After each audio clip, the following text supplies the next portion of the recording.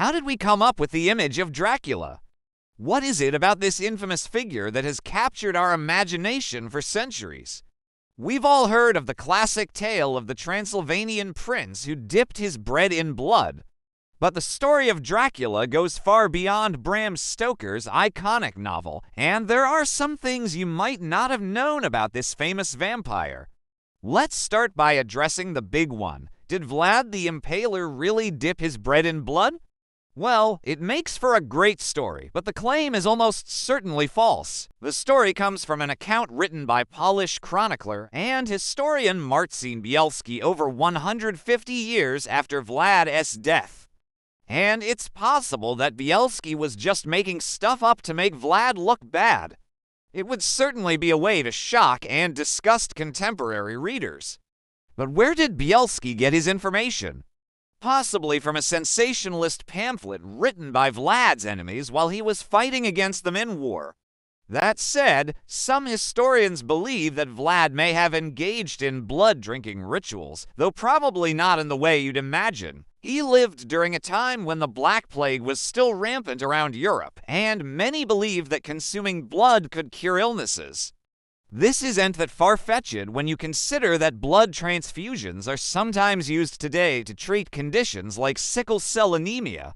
So it is not out of the realm of possibility that Vlad believed that it could cure him of the plague. However, records indicate that he didn't drink the blood of his subjects. Instead, he likely drank the blood of animals. Yet another rumor about Vlad is that he hosted feasts inviting 8 men of different social classes and then had each man kill and boil a live dog, cat, or pig before eating them. He allegedly hosted these feasts to celebrate particularly brutal victories in battle. And although this story is also likely false, it does offer us some insight into how people viewed Vlad. His enemies wanted to paint him as a monster, and what better way to do that than accuse him of torturing and cannibalizing animals? To them, if he was willing to do that, then he was obviously capable of anything. They were trying to convince people that Vlad was the Antichrist, and stories like this one certainly helped with that. Regardless of whether or not he dipped his bread in blood, Vlad was responsible for the deaths of countless people. A large part of the reason for this was because of the economic situation in Transylvania at the time. When Vlad became prince of the region, it was largely impoverished.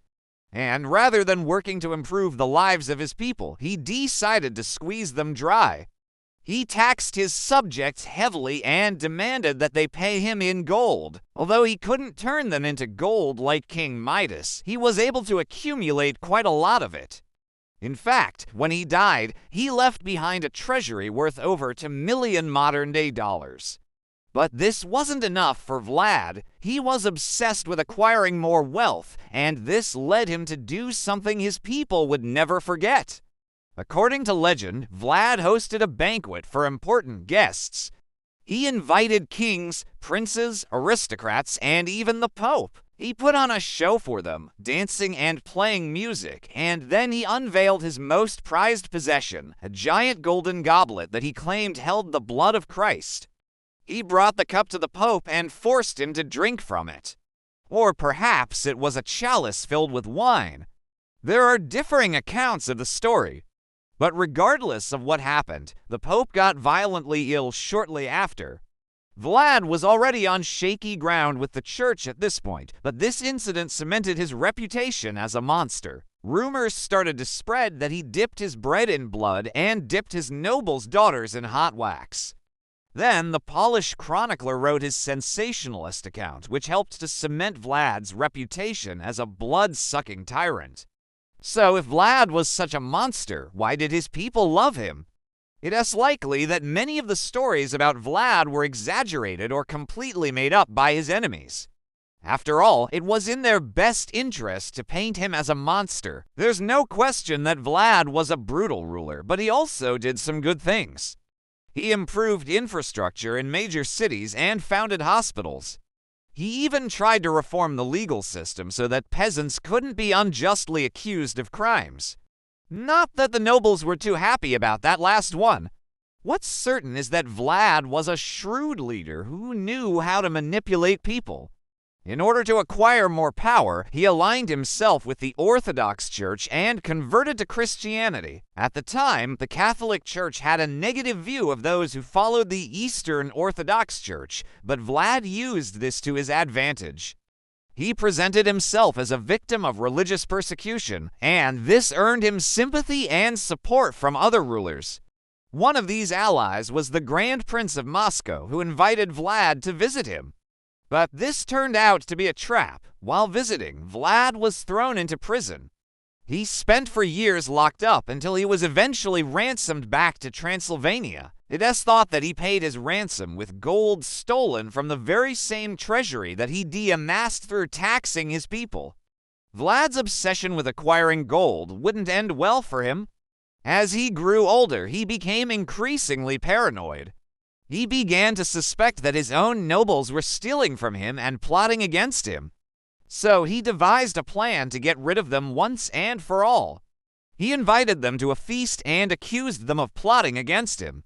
Then he had them all thrown into the dungeons of his castle. Before long, every single noble in Transylvania was locked up, including Vlad's own son. Vlad had them all killed and their bodies thrown into the moat surrounding the castle. This is where things get weird. Legend says that the bodies didn't stay in the moat for long.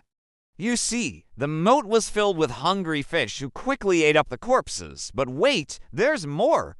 People who lived nearby claimed that the fish were biting people and drawing blood. And it wasn't just any fish that attacked people either. It was carp, a type of freshwater fish not typically known for aggressive behavior. But this story doesn't stop there. Some people who were bitten by the fish died. And when they were exhumed, their bodies showed strange symptoms. They had pale complexions and their veins were full of blood. These sightings of blood-filled veins is what led people to believe that Vlad dipped his bread in blood. Obviously, this isn't true, but it's a good story. When Vlad finally kicked the bucket, it didn't take long for the rumors about him to grow. First, people started saying that he'd poisoned his wife and children, then murdered his counselors and courtiers. He was even blamed for the deaths of merchants who'd come to his capital. There were even rumors that he de-kidnapped the king of Hungary, and were it not for his ransom, the king would have ended up in the moat. None of these claims can be substantiated with evidence, but it gives you an idea of the sort of stories that were circulating about Vlad before Bram Stoker came along. The author was inspired to write Dracula after hearing a story from a Romanian prince named Vlad the Impaler. Stoker wasn't the first to use the character, however.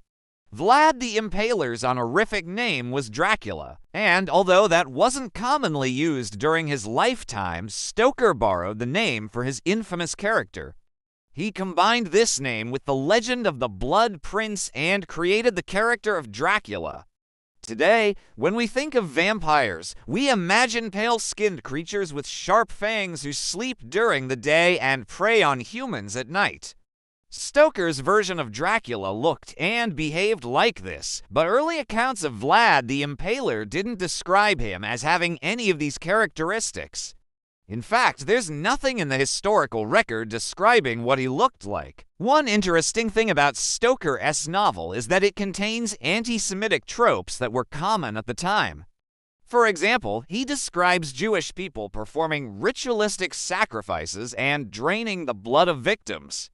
It's obvious that Stoker didn't understand Jewish culture and he was just perpetuating harmful stereotypes. This is unfortunate because it contributed to the real-life persecution of Jewish people. Speaking of the novel, there's one scene that stuck with people long after they finished reading it. Mina Harker, one of the main characters, is lying in bed with her husband, Jonathan, when she wakes up in the middle of the night and sees a strange red stain on Jonathan's neck. She described it as to small punctures like the bite of a mosquito. This is one of the first literary references to the now ubiquitous neck bite associated with vampires.